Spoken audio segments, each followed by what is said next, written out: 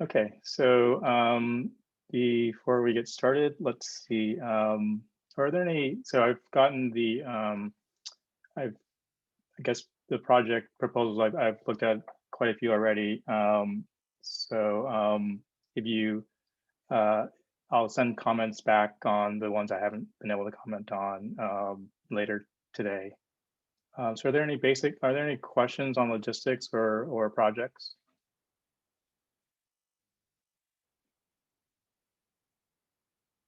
Will we be getting feedback on our topics? Yeah, I will be I've already sent feedback to the people who sent it over the weekend, and if you just send it today, then I'll be sending something later today. Okay, awesome. Yep. Any other basic questions? Okay, if not, let's start the lecture. So it looks like we're recording. So what we're going to do today is we're going to first review some of the basic concepts that have come up through the questions, and then we'll talk about slide selection, and then we're going to switch gears a little bit and talk about relaxation and how we actually create contrast in MR images. So first of all, there were quite a few questions that came up, both related to the quiz and also just sort of the questions you asked in terms of resolution. So I wanted to just review some things related to resolution. And the basic idea is, remember, if we have K-space here, and this is the image. So remember, the center of K-space is that area that sort of represents the low frequency details or sort of the basic structure of our image. And so in this case, we can see that if we only acquire some central portion of K-space and only acquire the low spatial frequencies, we're not really going to have, our image is going to be pretty blurry, right? And so we would say this has low spatial resolution.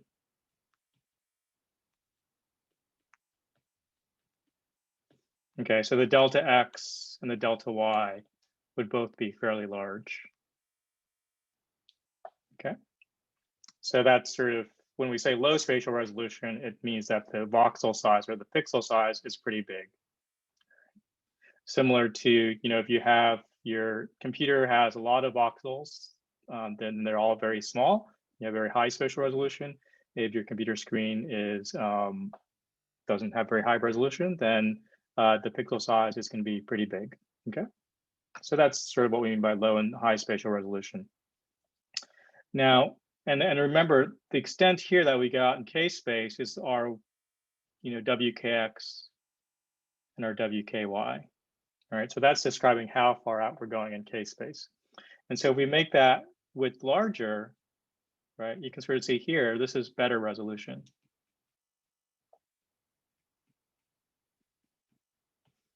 Okay, and then if we acquire all of K-space here, in this example, then this is the highest spatial resolution.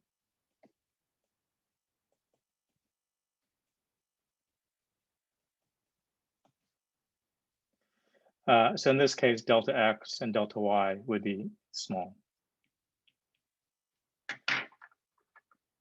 So I think there was a question on the quiz about that. Let me just bring up the quiz statistics real quick.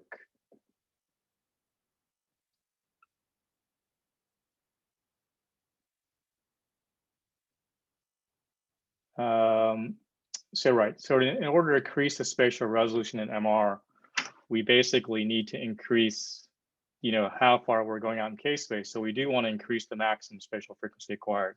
Remember, the parts out here in K-space represented very high spatial frequencies, and those at the center of K-space correspond to lower spatial frequencies. So if you want to get really fine detail in your image, you do need to go out farther in K-space. So if there's any questions about that before we move on? Okay. The next thing is there are some questions about aliasing, and I'm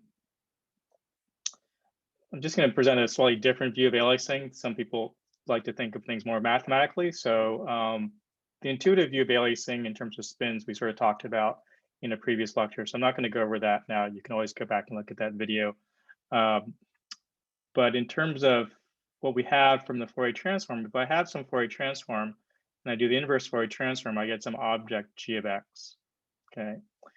And the sampling is we replace k of x with m times delta kx. So now we're getting samples in k space. So we're not getting every, infinitesimally small sort of value in k space. We're only taking samples every so often.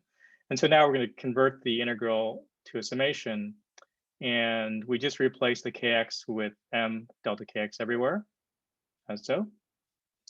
And then remember our design equation was kx equals 1 over f of v of x, or in this case, let's say f of v of x. And so let's see why that works. So if we plug in x, if we replace x by x plus f of v and expand out this exponential, we get this term times this term. But this term, e to the minus j2 pi m, is just 1. And so that means that this exponential term times is equal to the this exponential term, all right? And so if I look at my value g at some distance x plus f of v, it's equal to this expression here, okay? But this expression here is the same as this one, okay? So I'm going to get back that anytime, if my samples are delta k apart, then my image is going to repeat every f of v. And so that's the image replication that we talked about. So when we sample in k space, we get replicas in image space. And aliasing occurs when we don't sample finely enough. So let's say in this case, delta kx equals 2 times f of v. So I've doubled my delta k, okay? So now if I pick some point g of x plus f of v over 2, and I go through the math, it equals g of x. So now my image is replicating every f of v over 2. So if I had some image that had an f of v, and I sample here, then it would be replicating every f of v of 2, all right? And so that's aliasing, and that's typically not desirable for MR imaging. We would like to minimize aliasing, and we'll see.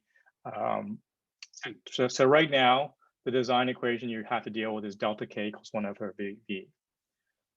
We'll see next week that, with advances in MR, people are trying to get ways, or people are always trying to find ways to get around that limit, because if you can get around that limit, you can go faster. And so we'll see ways of getting around that limit next week. But for now, that is sort of what we call the Nyquist speed limit, all right?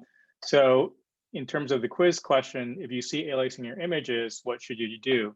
Well, if you have aliasing, it means your delta k is too large. So you want to decrease the sampling interval in k space. So you want to make delta k smaller, right? And then there was quite a lot of questions about Gibbs ringing. So there was an issue of the question related to Gibbs ringing that only about a quarter of the respondents got that right. So let's go over Gibbs ringing.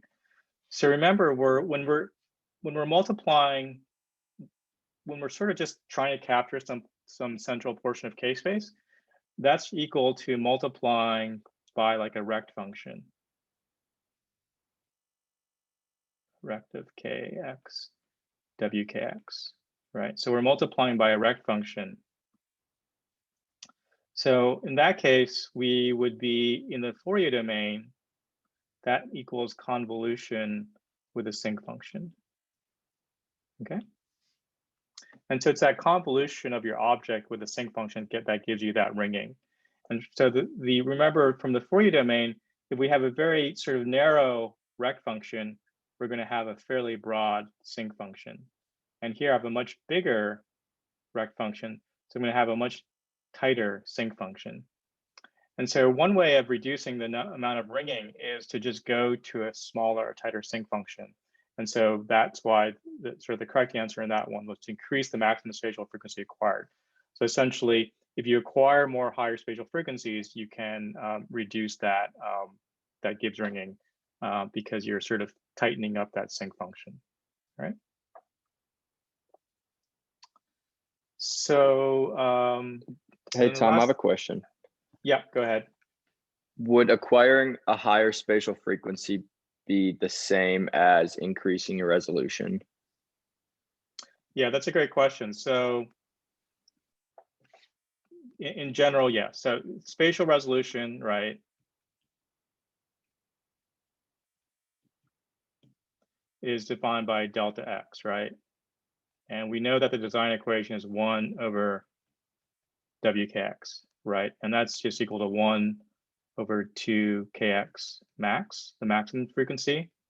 Okay, so the farther you go out, the higher spatial frequencies you acquire, the better your spatial resolution will be.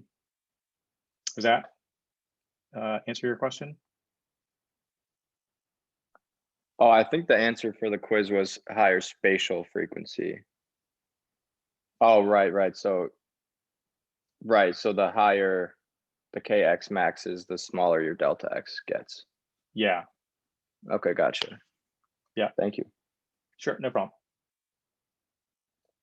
Okay, and then there were some questions about the spin warp pulse sequence. So let's talk about that a little bit, because this is the bread and butter of MRI. And so no matter what project you're doing, it's good to sort of understand a little bit about how spin warp is working and some of these resolution trade-offs. So for the spin warp pulse sequence, remember, we're going line by line by line. So we're acquiring lines in K space, and this is KX and KY.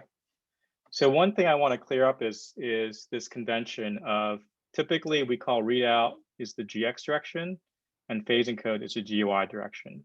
So the readout is because along the KX direction, we're sort of reading out the data along each line. So each of these is called a readout line, right? The phase encodes are referring to the fact that each of these steps, okay, each step is encoding a different sort of phase in the Y direction. So it's a different value of KY. So that's the name that's been given to that. Now, it's important to realize that X and Y, these are in what are called logical coordinates. Okay, and so to give you a sense of what that means is, let's say you have someone lying in the scanner. Okay, and so this is typically the Z direction, the X direction, the Y, let's say something like that, okay? So this would be the physical coordinates, right? So there are some physical coordinate system in an MRI scanner. So there's an X and Y and a Z direction. So that's what's called physical coordinates. Logical coordinates are just when you prescribe your prescription, you basically can prescribe, you might prescribe something, a slice like that, or you might prescribe a slice like that. You can have different orientations. And so the orientation, there's going to be a logical X, Y, and Z of your image. Okay, so if I took an image, for example, along this plane here, and draw that out, then this would be the logical X, we'll call it X prime and Y prime of my image. And so when we're talking about GX and GY, we're sort of talking about logical coordinate systems, okay? Now, in some cases, the physical and logical can be the same, but in terms of how we think about things, we write the pulse sequence such that it's in logical coordinates, and then there's software behind the scenes that converts everything into the physical coordinate system, right? So that's a little bit more about readout and phase encodes. And then one of the questions was, if we decrease the FOV in the readout direction by a factor of 2 while keeping a number of readout samples and ADC sampling period the same, which of the following is true? So let's say we decrease our FOV by a factor of 2, okay? And it's in the readout direction. So it's only going to affect what's happening for this readout gradient, because it's not going to affect the phase encode direction. So we would only want to pick answers that are related to the readout direction, all right? So if we do that, then we know that to keep sort of avoid aliasing, we'd want delta K to go up by a factor of 2, right? Because their design equation is delta Kx equals 1 over FOV of X, right? And then we know for each of these, the delta K is simply going to be gamma over 2 pi times whatever the gradient is times delta T, okay? So in this example, in the question, we kept delta t the same. Okay. And then to make delta, and we've made delta kx go up by a factor of 2. And the number of samples that we take is n read. Okay, so we take n of those samples. And if each of those samples, each of those delta k sample steps has gone up by a factor of 2, that means we're going to go out twice as far in k space. All right, so our delta k's have increased by a factor of 2. So therefore, since we take the same number of steps, we go out twice as far in k space. And so I think at least over half of the respondents got that, so that's good. Okay. And the last thing was, so this is a good one to look at. So let's say the desired resolutions in the x direction are delta x equals 1 millimeter and delta y equals 2 millimeters. Okay. The maximum gradient you have available is 5 Gauss per centimeter. Okay. And we're designing a spin warp pulse sequence such that for this initial dephaser, we're asking what's the minimum time necessary to play out this dephaser. Okay, that's the place that's taking you out to minus kx max. So that dephaser has to take you out to minus kx max. Okay. So remember, that means we're only worried about the delta x because it's the resolution in the x direction. So we know that kx max equals half of the width. And that's just equal to 1/2 delta x. Okay, 1/2, and then wkx is the inverse of delta x.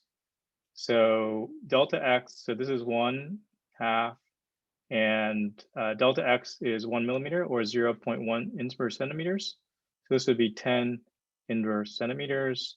And so kx max would be 5 inverse centimeters. Okay. So we have our G max times some time is going to be equal to 5 inverse centimeters. And so this was 5 Gauss per centimeters. We're going to have a gamma over 2 pi out here, right?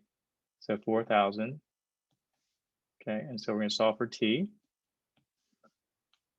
The 5s cancel out, and so we just solve for t equals 1/4,000. So that would give you about 250 microseconds. Okay. So that's just sort of trying to give you a sense of what goes on behind the hood in an MR system when you plug in one parameter or you change a parameter or you put in a resolution. These are the sorts of calculations that go on behind the hood. All right.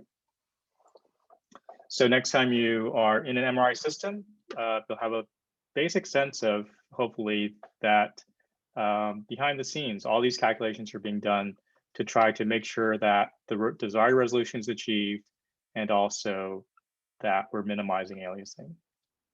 All right. Professor, I have a Yes. question. Sure. So what about the time in the y direction? We have to go down in the delta ky, right? That time, like I know in this problem we didn't. It's larger than the time we have to go to kx max, but yeah.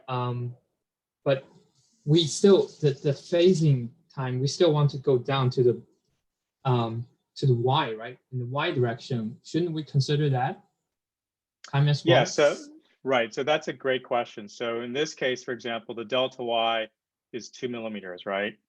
So the wky is 0.5. Let's see, that's 0.2 inverse millimeters. So that's 5 inverse centimeters, right? Or sorry, I'm getting this wrong. Yeah, it's going to be 5 inverse centimeters is the wky, right? So that's not as far, you don't have to go out as far in k space, right? For the delta y. So that what's going to, like if it had asked you sort of the minimum time to get out to that point, then you would still be dominated by getting out to the y resolution, the x resolution, because in this case, wkx is greater than wky, right? So it's always going to take you longer to get out to WKX than to WKY. Oh, okay. Yeah. So WKX here is, oh, okay. I see. Yeah, that makes sense. Yeah. Yeah. And in this case, it only asks you about the initial readout phaser. So it wouldn't, you know, but that's a great question. And I'm glad that worked out. And I mean, I'm not sure I thought about that when I was making up the question, because I was just really focusing on the readout dephaser. But in this case, yeah, it's the readout dephaser that takes longer because you have to go out farther in K-space. So once again, whenever the resolution, that delta X is smaller, which means higher resolution, then you have to go out farther in K-space. Yeah, Okay. thank you. Sure, no problem. Okay, so we're gonna pick up and do a little bit on RF excitation today. And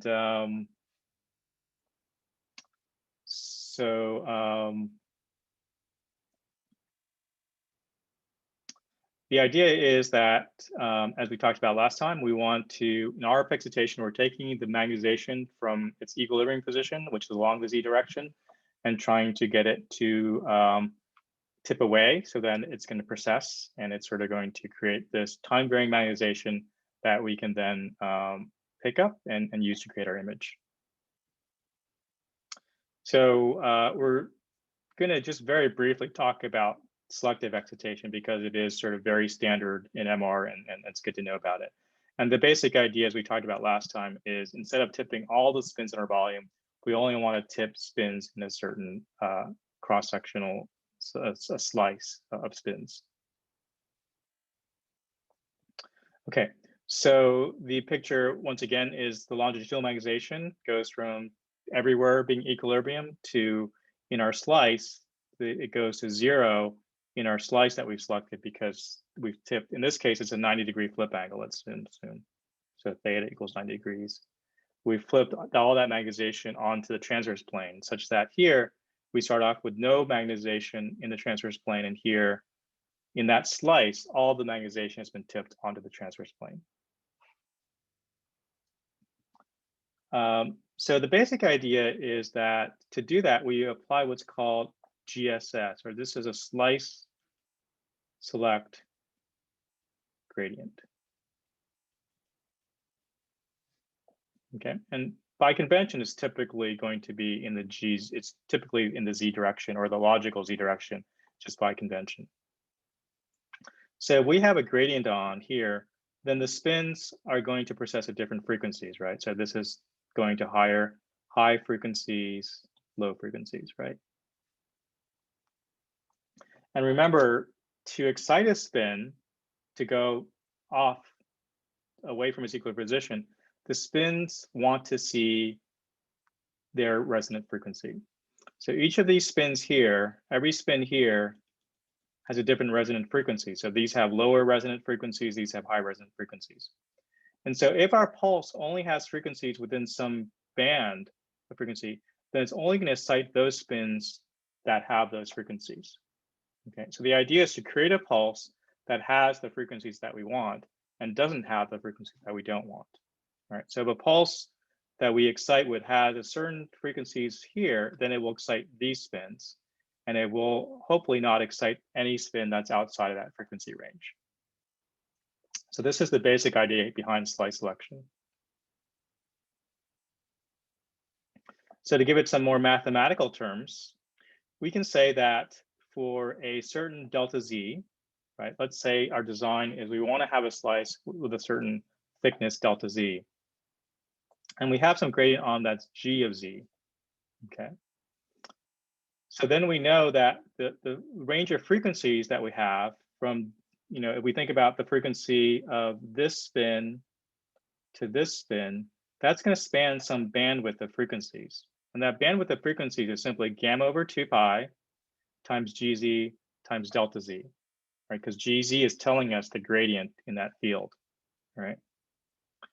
So what we would like is we would like a pulse, some sort of radio frequency pulse that has an envelope that has a spectral content that only has frequencies in some bandwidth.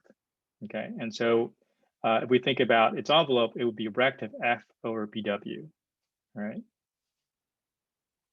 And so we can take, this is what we want in the frequency domain. So we know we can just take the inverse transform of that and end up with, ignoring sort of the leading factors, a sinc function.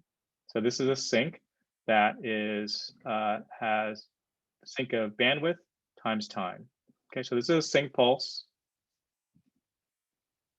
that has its first zero at 1 over the bandwidth. All right. And that's exactly what you'll see. This is right now happening on, I don't know, probably thousands, tens of thousands of MRI scanners as we speak right now.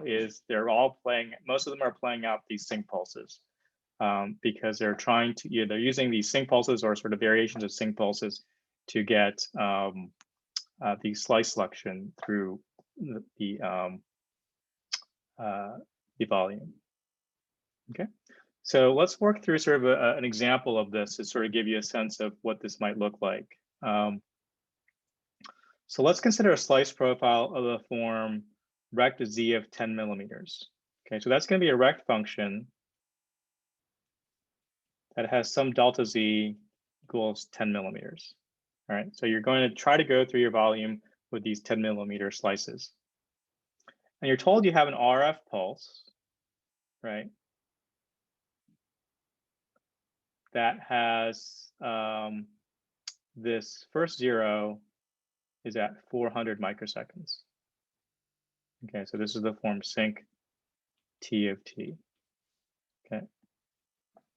So the design equations I go on behind the scenes. So for example, if you were sitting down at the scanner and you selected a slice thickness of, let's see, 10 millimeters, and for whatever reason, the manufacturer had supplied sinc pulses with 400 microsecond as the first zero, then there would be some calculations done behind the scenes to figure out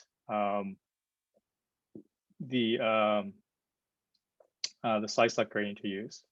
Okay, so the question, is this to say B0 polarization or for other slices?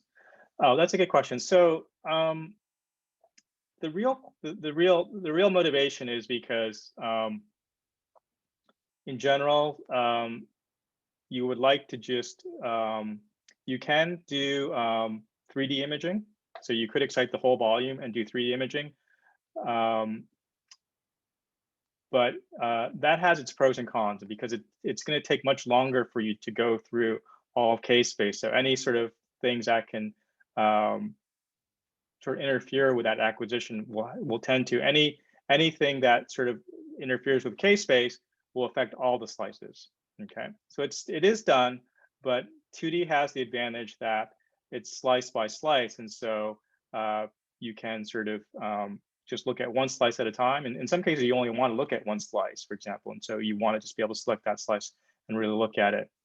So there are trade-offs to 2D versus 3D, but the primary reason is not necessarily to say B0 polarization. To minimize blurring due to physiological motion. Yeah, and as we'll see with fMRI when we talked about on Thursday, for example, if you really want to do snapshot imaging, then doing a slice by slice, you're getting that slice in that moment in time. And so for certain applications, for example, like cardiac imaging or functional MRI, it is very advantageous just to be able to acquire each slice instantaneously almost. Okay, but it's a continuing battle. I mean, it's a continuing frontier of research where people are experimenting with 2D and 3D, and now sort of the latest, for example, in fMRI is almost like 2.5D. It's not doing a full 3D volume, but as we'll talk about this on either later this week or next week, it's actually acquiring multiple slices at the same time. And so it's sort of like not quite 3D, not quite 2D. It's like 2.5D, right?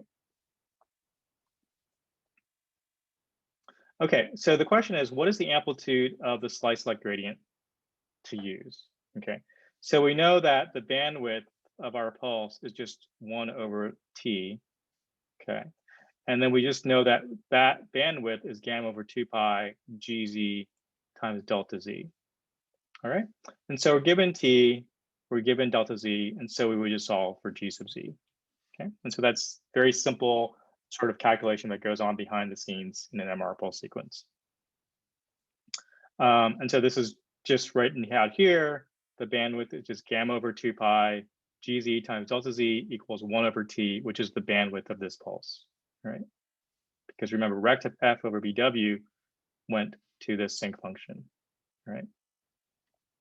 And so we solve for that, then we can find, in this case, GZ equals 0.587 gauss per centimeter.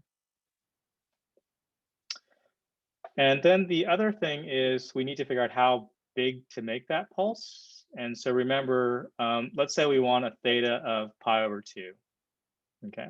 And so that was, we were sort of, in our slice selection, we wanted to get a profile of M0 rect Z over 10 millimeters. So the M0 means we want all the magnetization to be flipped onto the transverse plane.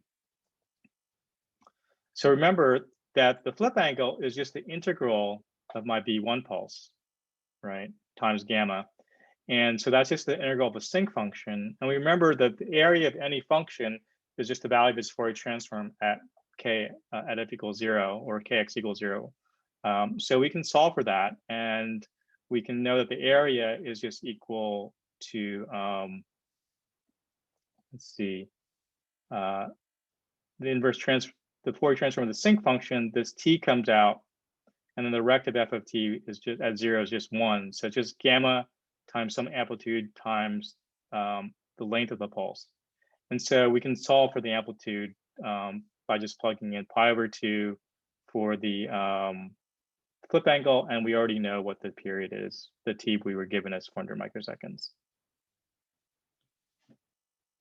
Right. So that's sort of the basic idea. So once again, to recap, the way we do slice selection is we use the gradients to create a frequency, a spatial gradient in the frequencies. And then we only want to excite spins within some bandwidth of frequencies, all right? So let's do we'll just do one of these questions today. So this is, I'll launch the poll now. So here's the thing, you've designed an RF sync pulse to excite a slice that is 2 millimeters thick. All right, so I've got an RF sync pulse, and we want delta Z equals 2 millimeters. And we also we said that the G sub Z was equal to 2 Gauss per centimeter. And this is something that happens quite often. Maybe the user, you as the user come along and you say, well, actually, I don't want 2 millimeters. I want delta Z equals 4 millimeters. Okay. So let's say that this RF pulse is kept constant, all right? The shape of the RF pulse doesn't change, so the value of T doesn't change.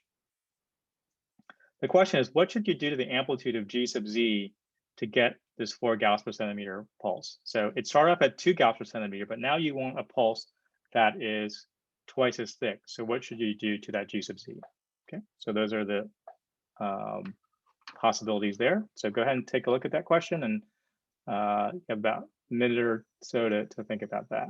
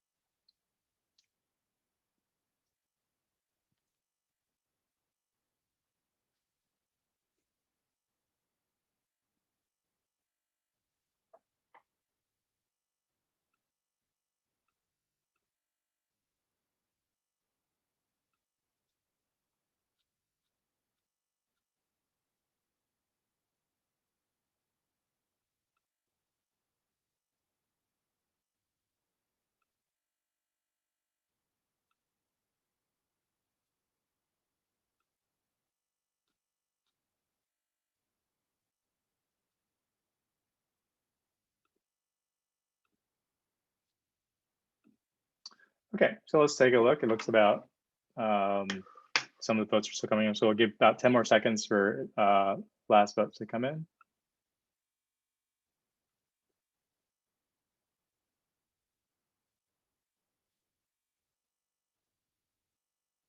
Okay, I'm gonna end the poll now, and let's share the results. So most people picked A, and I believe A is the correct answer, but let's go through that. So remember that the bandwidth of the pulse is equal to 1/T, okay? And that has not changed at all because we're saying that the shape of the pulse is constant. So this is also equal to gamma over 2 pi gz times delta z, okay? So I've made this go up by a factor of 2, right? And so because the bandwidth is held constant, this gz has to go down now by a factor of 2, okay? And so in this case, the correct answer would be, we'd have to go down to 1 Gauss per centimeter slice gradient. So that's essentially what would be behind the scenes on an MRI scanner. If you somehow increase the slice thickness, then behind the scenes, the MRI scanner will reduce the slice left gradient amplitude for you. Right? We'll work through this problem together. So you've designed an RF sync pulse with the first 0 at T to excite a slice. So we have delta Z equals 2 millimeters. Once again, G sub Z equals 2 Gauss per centimeter. Okay. The user decides to double thickness. So we're going once again going to 4 Gauss per centimeter.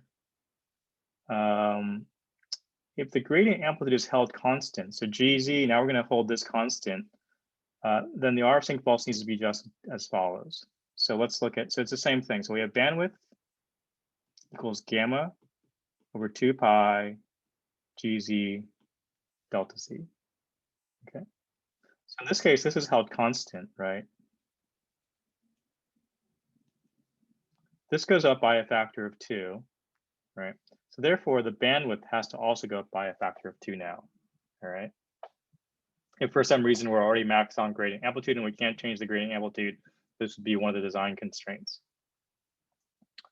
So we know that if bandwidth equals 1 over T, or similarly T equals 1 over the bandwidth. So bandwidth goes up by a factor of 2, then the T must go down by a factor of 2. All right, so it could be either of these. It could be contract the pulse by a factor of 2. So either of these could be a possible answer. And then one is we double the amplitude or we have the amplitude of the pulse.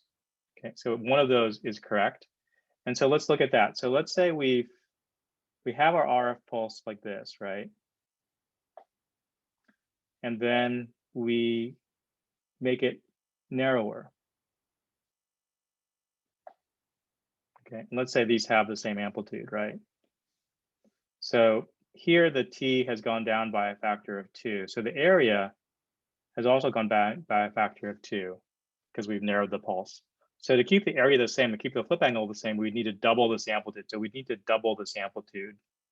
And so this would be, in this case, that would be the correct thing to do there.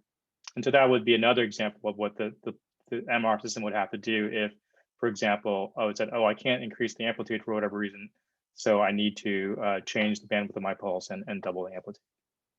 All right. So that's all we're going to do about slice selection. In terms of how it fits into a MRI pulse sequence, this is sort of one of our first glances at an MRI pulse sequence, what it would look like. Basically, MRI pulse sequence is a description at every point in time of what's happening on the RF, what's happening on each of the gradients. And if you describe all those things, then those are basically the design parameters that you have, and you have full control over when you're sort of programming an MRI pulse sequence. And it turns out with that flexibility, people have come up with thousands of techniques over the last 20 or 30 years, and some of which have totally revolutionized MR imaging. So it's just, there's a lot of flexibility in terms of how you play these pulses out, and a lot of different possibilities as well. Tom, I had a question about the last question. Yeah. So you said the area under the curve needs to stay the same. Is that because the energy of the RF pulse is going to be constant because you're emitting from the same, source? Or basically, we want to keep the flip angle the same. Right. Okay. So remember, the flip angle is the sort of gamma times the area of the pulse. So if I shrink the pulse by a factor of 2, the area is going to go down by a factor of 2, so the flip angle will go down by a factor of 2. So to keep the flip angle the same, the area would have to increase. Okay, got you. Thank you. Yeah, and that's a good question because it often comes up in terms of sometimes you want to it's a trade-off. Like you want to make the pulse as short as possible. When we talk about relaxation, we'll see why. But then you require too much amplitude, and every scanner has a limit on how big you can make that pulse. And so in that case, you'd have to still widen the pulse to get the area what you want it to be. So there are these trade-offs that occur. But let's just go through what a typical, very basic MRI pulse sequence looks like. So you'll have the shape of your RF pulse. In this case, we have a sync pulse. You have a slice left gradient, which is what we've talked about. It turns out you also need to do what's called a slice refocusing gradient, which we don't really have time to go over in this class. But if you take more advanced MR, you'll sort of look in that. And then we have, for this case, let's say we're doing a spin warp pulse sequence. So this would be like the spin warp gradients, where you have your readout and your phase encode. All right. And this is typically, this pulse sequence also has the name gradient echo, this very basic sequence, because what happens is, remember, as you're going, if I apply a gradient here, I go out in kx and then I come back, and somewhere right here is where I cross kx equals 0. Okay, and that's time the spins are all a phase again, at least along the x direction. And so that's typically where that occurs. That's called a gradient echo. And so when you see a gradient echo pulse sequence, it will have this sort of format, which will be distinguished from the spin echo, which we'll talk about later in this lecture. Now, I'm just going to go through some slides just to show you what is possible. You're not responsible for this material at all, obviously. The idea is that we've seen that for a slice select, if we want a rect function, we can just take the Fourier transform of that rect function, and then our RF pulse is a sync function. Now, this understanding of this Fourier domain, saying if you want a certain profile, you can just take the Fourier transform, can be extended to multiple dimensions, and that's been done, was done in the late 80s, early 90s. And so this is just sort of saying that there is a k-space interpretation of this, and you can even design it such that in this case, we wanted a circle in image space, right? So let's say in image space, you want a circle excitation, X and Y. Just want to excite a circle of magnetization. If you take the Fourier transform of that and play that out using special RF and gradient pulses, you can actually excite just a circle of magnetization. And then if you can excite a circle, you could also excite a cylinder of magnetization. So for example, if you just want to excite magnetization along some cylinder crossing through a person's body, you could do that. Okay, so that's sort of neat that you could actually excite magnetization in exactly whatever profile you'd like to do that. Okay, so there's a question. What happens to the other samples that are out of phase? So Dimitri, could you expand on what you mean by that question? Yeah, I guess I'm not sure if I'm understanding this right, but Yeah. throughout your sequence, like the single pulse set, you're sampling a bunch of points in k-space, and at t equals 0, your spins are in phase. But then for like the other kx, like -1, let's say through, I don't know, the other kx's, your spins are out of phase. So does that cause blurring or something else, or like a decreased amplitude of your signal? Yeah, so that's a good question. So in general, but we'll talk about relaxation, and we'll start that in a few minutes. But let's say there's no relaxation, then there is no blurring simply because the spins being out of phase is exactly the Fourier encoding that you want. Okay, those are just other points in k-space. So assuming there's no relaxation, then that would be okay. Because that's the spin out of phase that you're imposing, because those are different parts of k-space. Okay, that makes sense. Thank you. Yeah, sure. Yeah, I mean, MR there's a lot of moving pieces, and so just keep asking questions, because it's not typically till the second or third or fourth time that people study MR that they actually start understanding it. So there's just so many layers of MR that what we're trying to do in this course is just give you the very basics. But definitely ask questions, because and even if we've talked about it, ask again, because it typically takes a few times to get this stuff. But I just want to sort of show you some of the cool things you could do. This was a it's quite an old paper now, but and I don't remember the details, but the basic idea was, I believe this is the first author's wife. So the basic idea is he took a picture of his wife, okay, and that was the desired profile that he wanted in the magnetization. Then he can take the Fourier transform of that picture, and then he can program a pulse sequence that will play out a deposit that those Fourier transform components using RF pulses and gradients. And then you can take an image of the magnetization that's actually created in the object. So essentially you have some phantom, that's a uniform phantom. You apply these RF pulses, it gets the magnetization, excites the magnetization in a certain way, and then you take a picture of that magnetization. And what he ended up with is basically he could imprint a picture of his wife in the magnetization of the object. And so this is sort of a nice proof of principle that you can really take these concepts quite far and essentially imprint any sort of image that you would like in some magnetization. And so the challenge is how do you do that quickly and efficiently, but in principle, it's possible. Okay, so that's all we're going to do for excitation. Oh no, there's one more slide. One very simple thing that is done, it's actually done quite frequently, and actually Professor McVeigh was one of the pioneers of this technique or variants of this, was another thing you might want to do with RF pulses is impose excitation that you're only exciting lines. So here we've excited lines with a certain pattern. And so in this case, if you excite those lines when the heart is in one position, those lines are actually in the magnetization itself. So as the heart deforms, those spins move. And so if you image at a later point, you can actually see how these lines are deformed. Okay, so that's actually another nice application using actually very simple RF pulses. Remember that the Fourier transform of a cosine is just two Dirac delta functions. And so literally, if you just play out two RF pulses sort of separated by a certain point distance in time, you can actually impose these sorts of spatial patterns. Okay. Okay, so if there's no more questions about RF, what we're going to do now is we're going to switch gears and talk about relaxation. Okay. And so we've sort of touched upon this a little bit. So now we're going to sort of take another look at relaxation and sort of what it is at a slightly deeper level.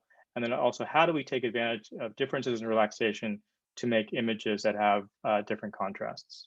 Okay. So as you recall, we have T1 and T2, where T1 is sort of basically refers to the M sub Z relaxation, and T2 is the MXY relaxation. So there's both longitudinal relaxation and transverse relaxation. And just to remind you that the longitudinal component sort of recovers exponentially back to M sub naught, and the transverse component sort of does this spiral of death where it sort of just is going down to zero, right? And as we'll talk about in a bit, T2 is less than T1 because the mechanisms that give rise to T1 relaxation also contribute to T2 relaxation. So we're going to talk just a little bit about what are those mechanisms. One of the reasons we care about T1 and T2 is because they do vary between tissues. And so because they vary, we're able to create images that create contrast between these different tissues. So let's first talk about T1 and what causes T1. So remember, in the typical MR experiment, we take the magnetization or equilibrium and we tip it away, okay? And somehow it wants to recover back to its equilibrium state. And what it needs to do is it needs to get energy to sort of, as it absorbs energy from the environment, like random thermal fluctuations, then that energy can help it return back to its equilibrium state. And it turns out that there is an effect that actually Einstein worked on where it's like stimulated emission, where it actually, if you have energy at the frequency of those spins, then those energy packets tend to be more effective at helping sort of kick you back towards your equilibrium magnetization. And so that's shown by these curves here, where, for example, we're plotting T1 relaxation versus tumbling rate. Okay, so this is the rate of tumbling. And you notice there's sort of a sweet spot here where the T1 has its minimum. And that occurs around the resonant frequency of the spins. And so if we are able to sort of give sort of packets of energy to the spins at that resonant frequency, that will help, that makes T1 shorter because the relaxation is faster. And how does that, why does tumbling rate matter? Well, because basically you can think of every little proton or every little sort of, atom with a hydrogen atom, as it's circling around, it's creating a time-varying magnetic field. So if it's tumbling at the right rate, fast enough to create something in the megahertz or 100 megahertz range, then that will create the frequencies needed to help kick the magnetization back to the equilibrium state. So this is what's known as the Goldilocks principle, where if the T1 relaxation is most efficient near the resonant frequency of the spins. Okay, so it's right here. So if you're too fast or too slow, the T1 will be longer, and if you're right at the F naught, then the T1 will tend to be the shortest. Okay, so macromolecules tend to have very low tumbling. Okay, whereas free water tends to have very fast tumbling, and so the T1s of those can tend to be not as short as other species. The other factor that comes into play is that the T1 actually changes with the B0 field. So for example, if our resonant frequency is here, then it's going to overlap with a lot of the region where there are a lot of molecules tumbling at those regions. Whereas if I shift to a higher F0 here, then in this region, we've shifted out of the region where we're in this sort of tumbling regime. And so as we go to higher field strengths, the T1 tends to get longer. It takes longer for the spins to go back to their equilibrium magnetization, right?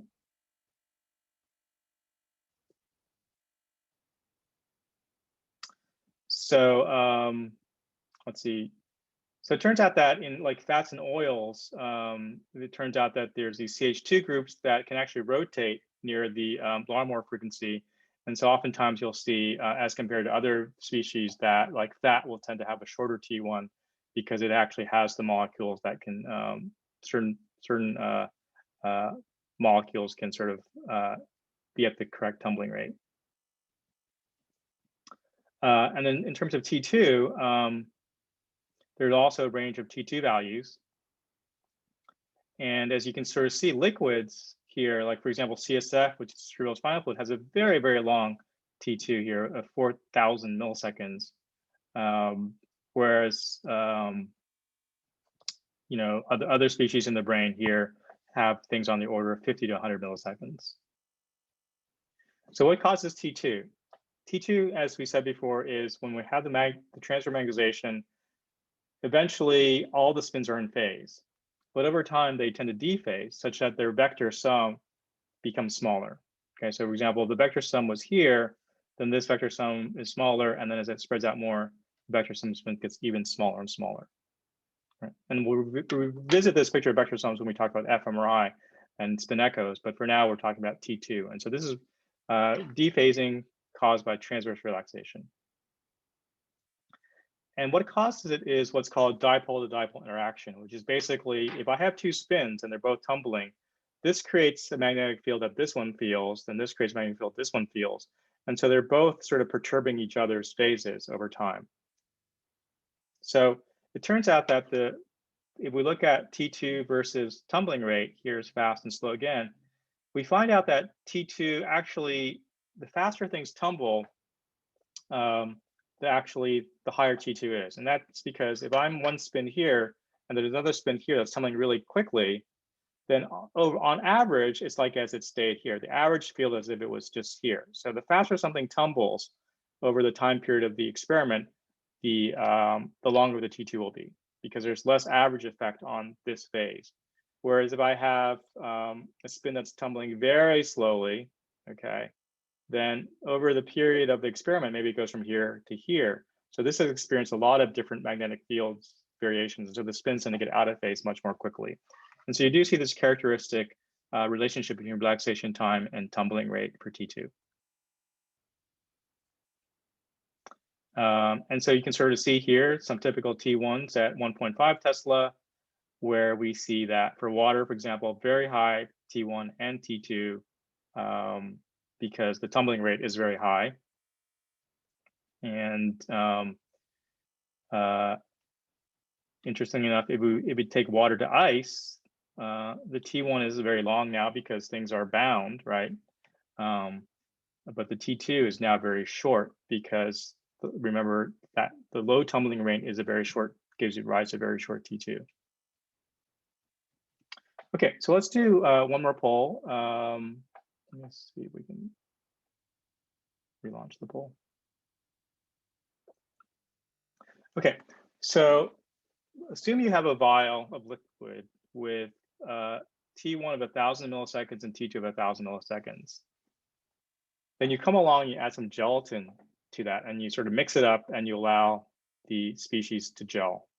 Okay, and then you come back and you measure the T1 and T2 of the new mixture after it's solidified.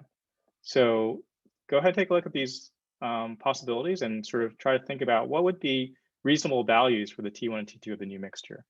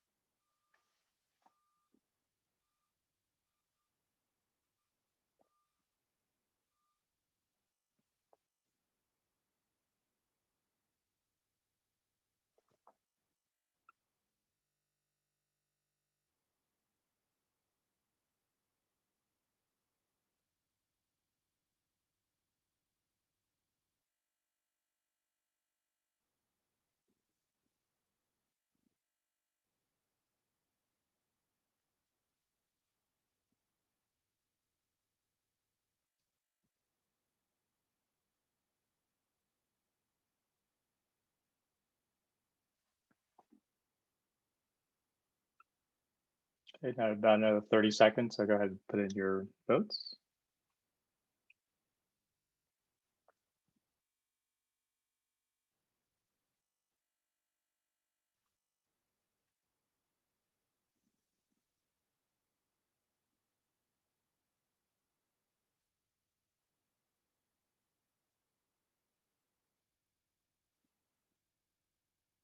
Okay, so let's take a look at what people thought. I'm going to end the poll and share the results. So looks like most people, this was the most popular vote. So let's take a look at that. So remember, if we look at T2 versus tumbling rate, right? Fast versus slow, we had this sort of relationship, right? So we know that if we're definitely going from fast to slow by adding the gel, right? The tumbling rate is going to be decreased if we add gelatin. So therefore, this can't be correct. This can't be correct either, right?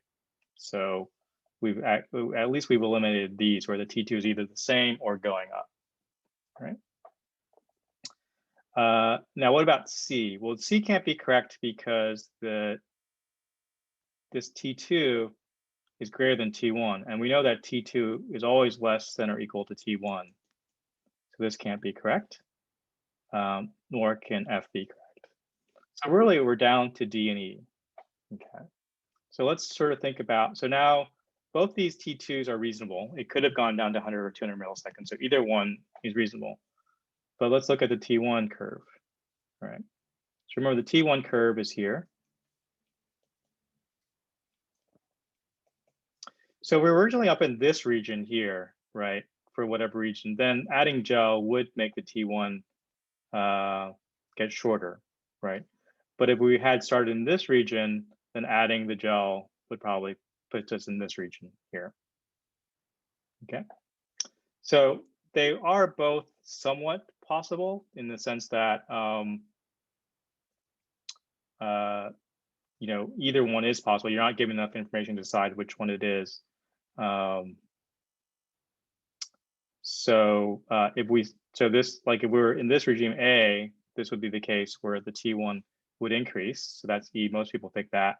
But if we'd started in this regime, say B, then we could have had a case where with the gel, we're going into a less rapid tumbling regime. And so then the T1 could have decreased. So in this case, both T and E would have been acceptable answers. And so the fact that most people picked E, that so between the two, we got about 85% of votes. So that's pretty good. All right. So are there any more? If there's, so that's sort of a nice way of sort of looking at, you know, how T1 and T2 are changed by your sample. The next thing I want to talk about is static inhomogeneities.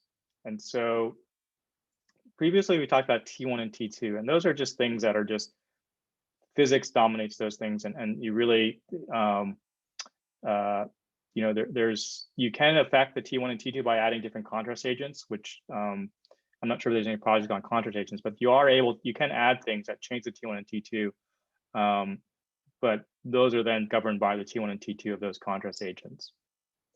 Now, there's another type of relaxation that is what's due to sort of static inhomogeneities, and it turns out those are a big factor, but the good thing is you can either minimize those or you can actually take advantage of those. So we're going to look at the spin echo, which is a way of minimizing the effective static inhomogeneities. And then on Thursday, we will look at functional MRI, which is actually a way of taking advantage of these static inhomogeneities. So the bottom line is that all tissues, all samples have different types of what are called magnetic susceptibility. Okay. So as we talked about before, we spent a lot of time creating this nice uniform B0 field, right? And it's nice and uniform, and the engineers and physicists spend a lot of time getting that uniform, and they actually even, there's a process called shimming where, you know, you put in little pieces of metal and you sort of tweak the field until it's fairly uniform. Okay. What happens is now you come along with some biological sample, and then whatever biological sample you put in there will actually start perturbing that magnetic field in a way that it is no longer uniform.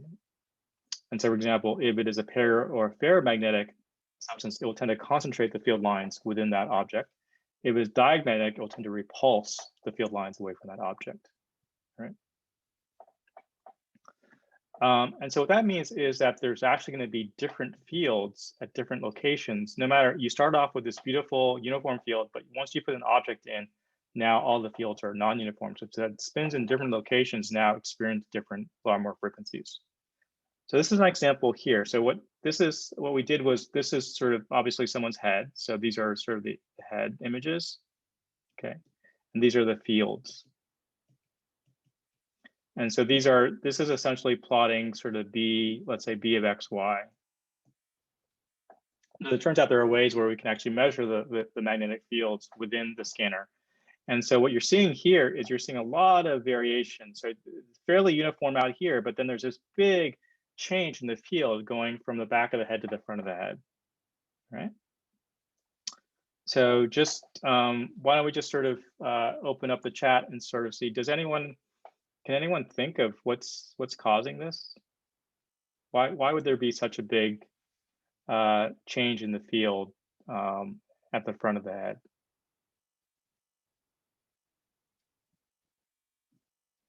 Tooth implant, okay, possible. Sinuses, yep.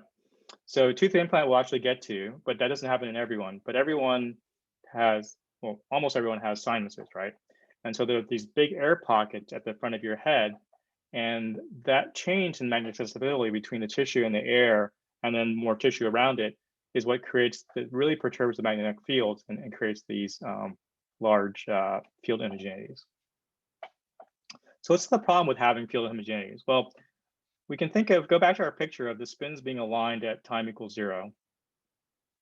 And then with some inhomogeneity and magnetic dephase, there'll be some dephasing. So this is representing different magnetic fields at different locations. So the colors are saying that the magnetic fields are, you know, as the color is changing, the magnetic field is changing. So spins at different locations will precess at different rates. And so that over time, if the vector sum started off with some large value, it's going to have a smaller value when we measure it. And the time we measure it is called TE, and that stands for echo time.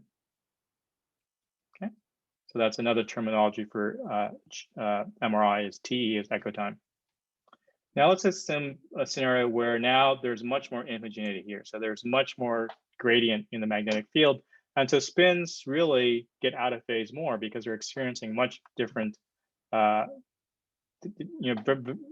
significantly different magnetic fields as you go across space. And so that's going to lead to much more dephasing and then a much larger decrease in the MRI signal. And so the way we model that additional phase term is, previously we just had T2 decay. We model that additional decay with an additional term e to the minus t over T2 prime. Okay, that's sort of a catch-all term to say, well, there's stuff that's always going to occur due to T2. That's something we really can't do anything about because that is sort of random dephasing. And so since it's random, we really can't undo it. But the T2 prime term is caused by this sort of static inhomogeneity. And so we should be able to do something about it. So both those terms come together and the apparent relaxation rate is what's called T2 star. And it's given by 1 over T2 plus T2 prime. And so the idea is that, if it was just T2 relaxation, we'd have e to the minus t over T2. But for most tissues, we actually decay much quicker because we're decaying at e to the minus t over T2 star. All right. And once again, the T2 is due to the random motion, and the T2 prime is due to static inhomogenities. And that's what's going to lead to the reversibility of that with the spin echo. So now this is getting addressing one of the questions I was asked before, which was that what's happening is for this pulse sequence that we looked at before, ideally with no relaxation, so this would be with no relaxation. Our MR signal in this case looks like a sinc function. Maybe we've imaged a rect function, so we're getting a sinc function.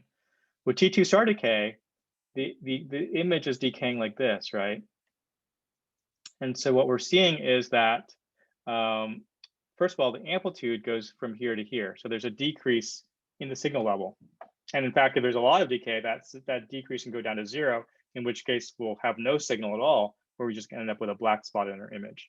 But the other thing you notice is that across the acquisition, there's this exponential recovery. And if that's very steep, then that's a multiplication in k-space by an exponential, which leads to blurring in image space, because then if I take this, take the Fourier transform of that gives me some sort of Lorentz type function. And so we'll be convolving with that Lorentz function in image space. And so if there's a lot of relaxation that occurs during the acquisition, during your readout line, then that leads to blurring of the image, right?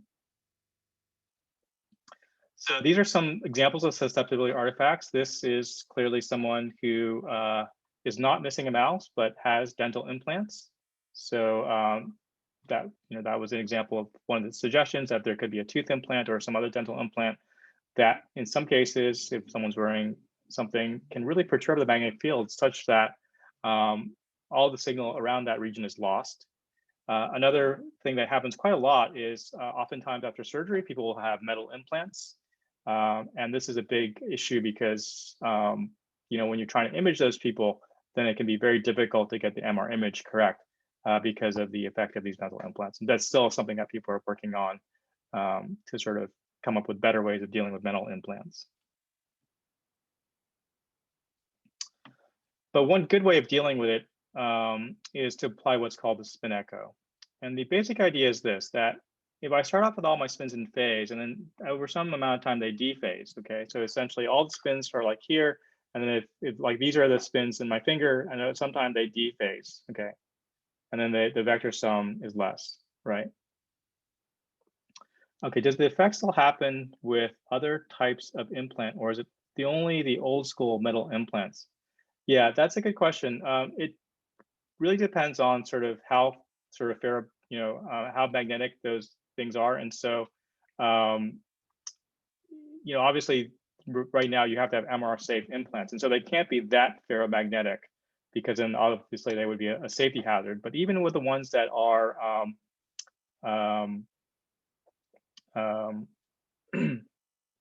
are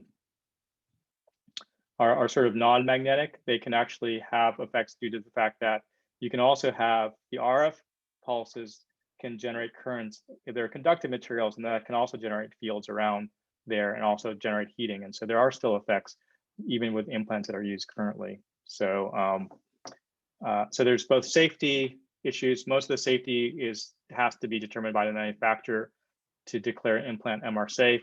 But then there's also image artifacts that can still occur even with implants that are safe. Okay. So with spin echo, you know, let's say this was a slow spin and this was a fast spin. Okay. So some spins progress faster, some went slower. So over time, you have these spins. So what you actually do is you apply an RF pulse such that if the spins were like this, you can actually flip their position like this. So you take the fast person and you put them to the end of the line, and you take the slow spin and you put it to the front of the line. Okay. So if you're running a race, for example, after let's say after a minute of running the race, someone's in the front, someone's in the back. You take the person in the front and you move them to the back. You take the person in the back and you move them to the front. Then you run the race for another minute. And in that time, the person in the front will have slowed down and the person in the back will have sped up, such that after 2 minutes, they're all at the same location. And that's exactly the same logic that happens with a spin echo, that if I wait some amount of time, in this case, echo time over 2, the spins get out of phase. I apply this 180-degree flip angle pulse to change the position of the spins. They rotate around the axis. And then I wait t over 2. And after that, at the echo time, they're all in phase again. Okay. So this gets rid of the static imaging entities. Okay, TE is when you have the most contrast. T is by definition when you're at the center of K space. So, and that is where you tend to measure the most contrast because that's where you have the largest signal. And so we typically will look at contrast at the echo time. Yeah. So this takes care of the T2 prime, but there will still be some T2 dephasing due to random motion of spins. And so there will still be they'll be in phase here, but the amplitude will be slightly smaller because there'll be some T2 decay still. All right. This is a movie that sort of shows you the idea. So you're sort of doing there, and then you flip the spins, and then they rephase. Okay. And you can sort of see the source at that website there.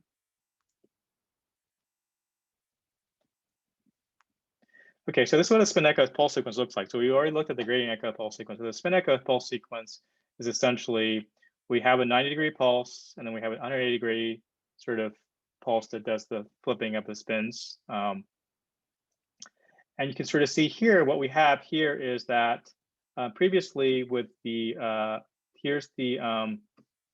there is a component due to T2. So this is the T2 relaxation that we really can't get rid of. On top of that, there is this T2 prime. And you see it's sort of, we've resolved the effects right at the echo time. Right at the echo time, we've sort of refocused that. But off of echo time, there is still some decay because anytime aside from that, they haven't fully rephased. And so there is still some dephasing there. So it is at echo time where we've done the rephasing. Okay. So echo time typically refers to where the gradients are refocused and all echoes are refocused. So this is what you can do. If you acquire the gradient echo image, you would tend to have a lot of sort of, there can be regions where in the presence of field imaging entities, there's what are called signal, so these are called like signal dropouts.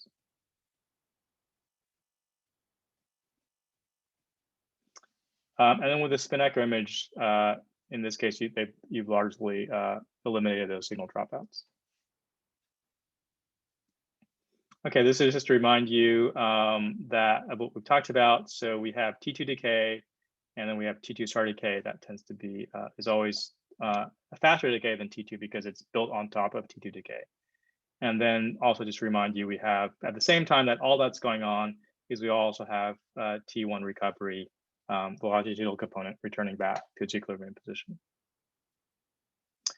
So what we're gonna do now is in the last 5 minutes, I just wanna set up sort of what we're going to talk about a little more on Wednesday, actually, is different tissues have different T1, T2, and T2 star. Okay. And so what we're going to talk about is how can we adjust some basic sequence parameters. And for now, we're going to talk about two, which is echo time and TR. So TR stands for repetition time, which I'll explain in a bit. Echo time, we've just sort of spent talking about. Okay. So we're going to start off with the very basic sequence, which has the name saturation recovery sequence. Okay. And why is it called that? Well, saturation recovery means that if I apply a 90-degree pulse, I've gotten rid of all the M sub Z component. So M sub Z is always starting from 0. So we've basically saturated all the spins such that we have nothing left in M sub Z. So everything is longitudinal magnetization returning from 0. And so the time between the pulses, this time here is our repetition time, or TR. So basically we excite with 90 degrees, we collect some data, and then we wait some amount of time before we come back again and excite, and then acquire some more data. So for this is a spin warp pulse sequence, every time we excite, we'd acquire one line of K-space, and then we'd wait, and then acquire another line of K-space. If this was like an EPI pulse sequence, like what you did in the class, in your homework, then you'd excite, you'd acquire all the lines of K-space, then you wait, excite, and acquire all the lines of K-space again. Right. So if we have this as a gradient echo pulse sequence, then the image at echo time is equal to the density. So this is the proton density.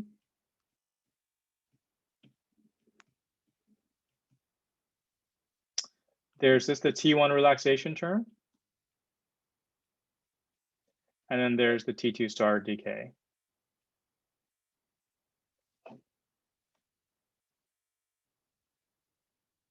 And if we had a spin echo pulse sequence where now we've added these 180 pulses, now it's exactly the same except we've replaced the T2 star with T2. Okay? So we can have both spin echo and gradient echo pulse sequences. And I think mostly we're going to focus on the spin echo pulse sequence because we're going to mostly focus on T2 until we get to fMRI, when we'll look more at T2 star. Okay. So what are the sort of things we can do to play around with this equation here? Okay, so let's say we want to play with this equation here. So one of the things, for example, let's say you see this has a term that's dependent on proton density, has a term that's dependent on T1, and it's also dependent on T2.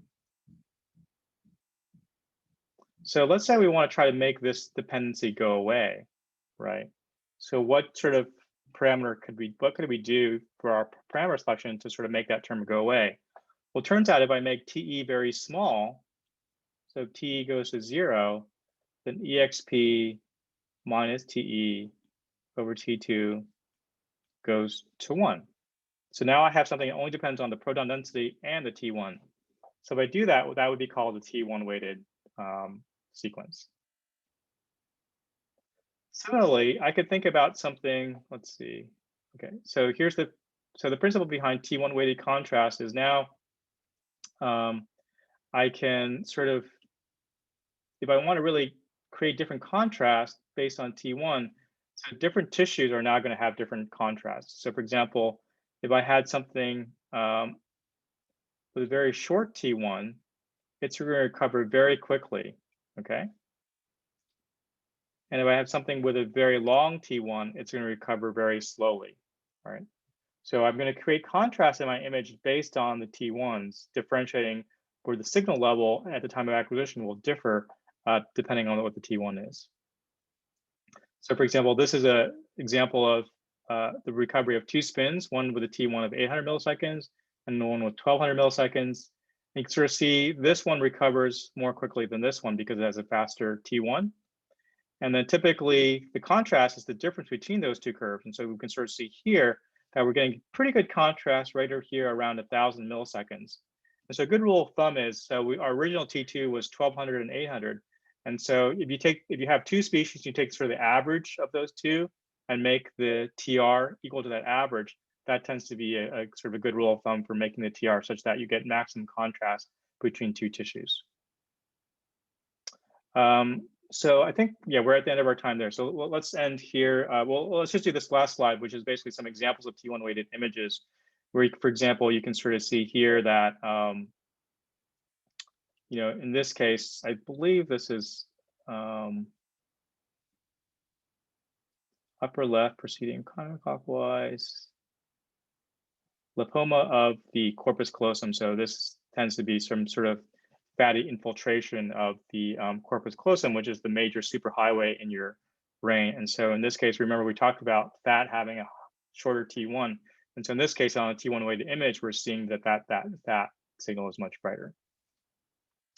Okay, so we're going to end there for today. If anyone has any questions, please let me know. And otherwise, I'm going to stop the recording and we will, I'll stick around for office hours. If you have questions about either the homework or your projects, I'll stick around to talk about that.